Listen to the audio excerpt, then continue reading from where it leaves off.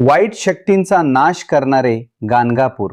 गाणगापूरचे आजवर न ऐकलेले सत्य रहस्य. संगमाचे रहस्य.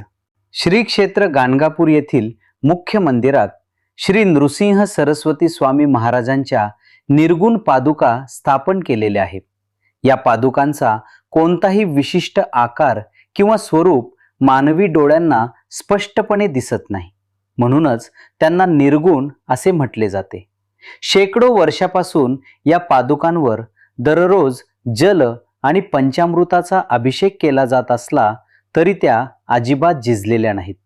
या पादुका नक्की कोणत्या धातूपासून किंवा चमत्कारी पदार्थापासून बनवल्या आहेत हे आजवर कोणत्याही वैज्ञानिकाला उलगडलेले नाही. भाविकांची अशी ठाम श्रद्धा आहे की साक्षात दत्त महाराज आजही या निर्गुण पादुकांच्या रूपाने या मंदिरात वास करतात. या रहस्यमय पादुकांचे मनोभावे दर्शन घेतल्याने भक्तांच्या मनातील सर्व इच्छा पूर्ण होतात आणि त्यांना अथांग मनःशांतीचा अनुभव येतो. गाणगापूरमध्ये भस्माची, विभूतीची एक महाकाय टेकडी आहे, जी अनेक शतकांपासून भाविकांच्या आकर्षणाचे आणि श्रद्धेचे मुख्य केंद्र बनले आहे. असे मानले जाते की त्रेतायुगात परशुरामाने या ठिकाणी एक महान यज्ञ केला होता आणि हे भस्म त्याच यज्ञातील विभूती आहे. लाखो भाविक दरवर्षी इथले भस्म प्रसाद आणि औषध म्हणून आपल्या घरी नेतात. तरीही या टेकडीवरील भस्माचा साठा कधीही कमी होत नाही.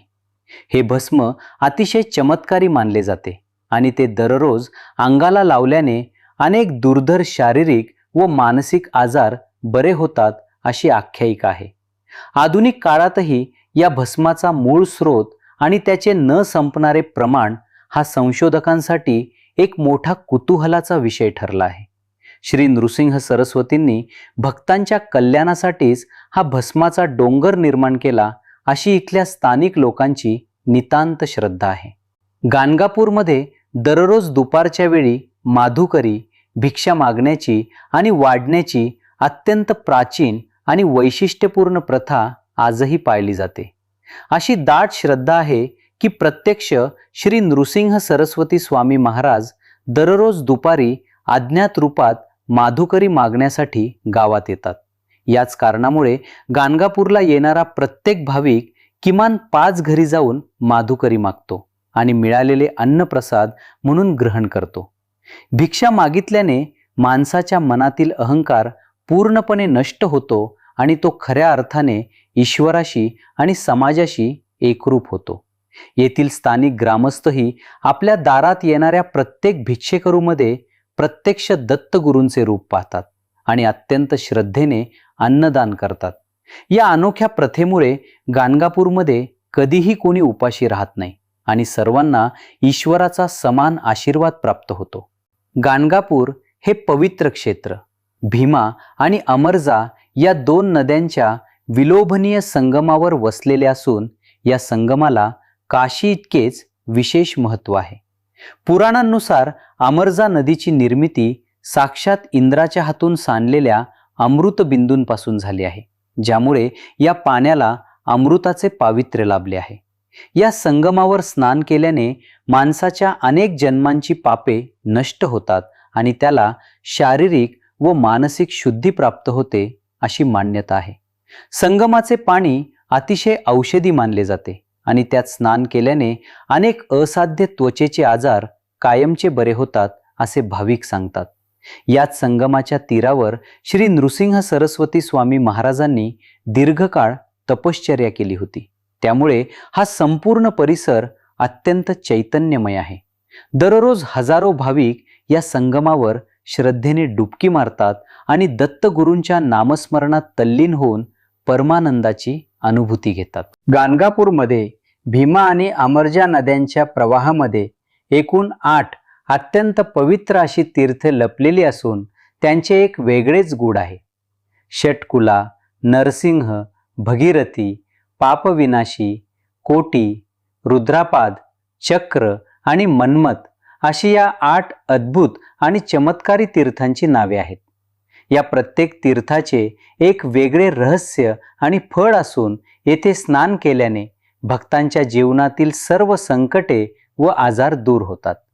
श्री गुरुचरित्र या पवित्र ग्रंथामध्ये या अष्टतीर्थांचे आणि त्यांच्यात दडलेल्या आध्यात्मिक शक्तीचे अत्यंत सविस्तर वर्णन करण्यात आलेले आहे. अशी मान्यता आहे की या अष्टतीर्थांमध्ये स्नान न केल्यास गाणगापूरची यात्रा पूर्णत्वास जात नाही आणि तीर्थाटनाचे संपूर्ण फळ मिळत नाही. हे सर्व 8 पाण्याचे प्रवाह एकाच नदीपात्रात असूनही प्रत्येकाचे आध्यात्मिक महत्त्व आणि ऊर्जेची स्पंदने अतिशय भिन्न आणि शक्तिशाली आहेत. नद्यांच्या संगमावर एक अतिशय प्राचीन आणि विशाल औदुंबराचे उंबराचे झाड आहे, ज्याला दत्त संप्रदायात साक्षात कल्पवृक्ष मानले जाते. याच औदुंबराच्या छायेखाली श्री नृसिंह सरस्वती स्वामींनी कडक अनुष्ठान केले होते. त्यामुळे या वृक्षात साक्षात दत्तात्रेयांचा वास आहे. भाविक या झाडाला प्रदक्षिणा घालतात आणि आपल्या मनातील गुप्त इच्छा पूर्ण होण्यासाठी फांद्यांना छोटे पाळणे किंवा चिठ्ठ्या बांधतात. आजूबाजूला कितीही कडक ऊन किंवा दुष्काळ असला तरी या वृक्षाची पाने नेहमी हिरवीगार असतात आणि तो कधीही सुकत नाही, असा आजवरचा अनुभव आहे. या झाडाच्या मुळाशी बसून ध्यान केल्यावर भक्तांना एक वेगळ्याच प्रकारची दैवी ऊर्जा आणि असीम मनःशांती जाणवते. विज्ञान आणि निसर्गाचे नियम बाजूला ठेवून हा औदुंबर वृक्ष भक्तांसाठी खऱ्या अर्थाने एक जिवंत आणि जागृत देवस्थान बनला आहे. गाणगापूरला जादूटोणा, करणी आणि अघोरी विद्या यांसारख्या दुष्ट शक्तींपासून कायमची मुक्ती देणारे भारतातील सर्वात प्रभावी ठिकाण मानले जाते. दररोज दुपारी आणि संध्याकाळी होणाऱ्या महाआरतीच्या वेळी मंदिरात एक अतिशय वेगळे आणि अंगावर शहारे आणणारे गूढ वातावरण असते. या आरतीच्या वेळी भूतबाधा किंवा वाईट शक्तींचा त्रास असलेले लोक आपोआप विचित्र वर्तन करू लागतात आणि किंचारू लागतात. दत्त महाराजांच्या निर्गुण पादुकांचे तेज आणि आरतीचा नाद यांमुळे या नकारात्मक शक्तींना शरीरातून कायमचे बाहेर पडणे भाग पडते. विशेषतः अमावस्या आणि पौर्णिमेच्या दिवशी येथे मोठ्या संख्येने लोक आपल्या अघोरी त्रासातून मुक्त होण्यासाठी आणि नवजीवन मिळवण्यासाठी येतात. आधुनिक विज्ञानाला या गोष्टींवर विश्वास नसला तरी येथे येऊन पूर्णपणे बरे झालेले हजारो भाविक या चमत्काराचे जिवंत साक्षीदार आहेत. गाणगापूरमध्ये श्री कल्लेश्वराचे एक अतिशय प्राचीन आणि जागृत शिवमंदिर आहे, जे तीर्थयात्रेचा एक अविभाज्य आणि अंतिम टप्पा मानले जाते. असे म्हणतात की श्री नृसिंह सरस्वती स्वामी महाराजांनी स्वतः या शिवलिंगाची स्थापना करून त्याची मनोभावे पूजा केली होती.